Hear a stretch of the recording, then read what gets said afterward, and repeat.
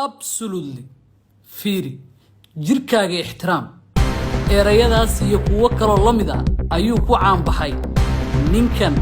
dadka ay moodaan inuu iska kaftamayo laakiin dhabbay ka tahay Mofi waa ninka sheekadiisa caawaan idin soo wado Jimmer dadka social media ha isticmaala kaga waalay waxyaabo aan suurtagal ahayn aqliyada bini'aadamkuna aysan qaadan karin ninkan ayaa kula xarun ganacsi gaar ahaan xarun jimicsi oo uu ka sameeyay dhaqaale taas oo uu ugu yaray midda ugu qaalisan oo ka furan magaalada Muqdisho iyo guud ahaan badalka xaruntan loogu talagalay jimicsiga ee uu hirgeliyay hal abuurahan da'da yar ee Mofi ayaa waxa uu ku sheegay mar uu qeexayay inay tahay goobta ugu qaalisan oo lacag lagu bixiyo meelaha jiimka laga dhigto marka loo fiiriyo magaalada Muqdisho iyo magaalooyinka waaweyn ee dalka waxa uu ninkan hore u sheegay xilli uu isticmaalayay baraha bulshada in jiimkiisa lagu dhigan karo 5,000 cidii aan 5,000 wadanna aysan halkaasi fursad ugu banaanayn walow arintaasi iska ahayd mid hadal hayna dad badani waxa ay la noqotay yaab iyo amakaag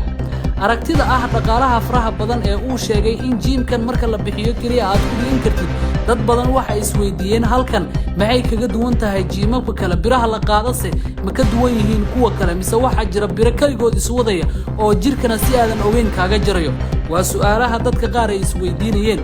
Mofi waxa uu sheegay in xaruntiisa laga helayo waxyaabo ay isticmaalayaan dadka jirka iska dhimaya iyo kuwa raadinaya inay yeeshaan murqo waaweyn taas oo uu ku sheegay lacago xaddigeeda aysan aqliga aadanaha qaadan karin tusaale waxa uu soo qaatay ninkan dadka wareeriyay shukulaato joogta qiimaheeda $50 sida uu isaga noo sheegay aragtidaasi waxa ay wareerisay dad fara badan shukulaatada $50 joogta warshad noocee ah ayaa soo saartay dunida inteeda kale sama laga cunaa aragtida ah in $5,000 lagu dhigto jiim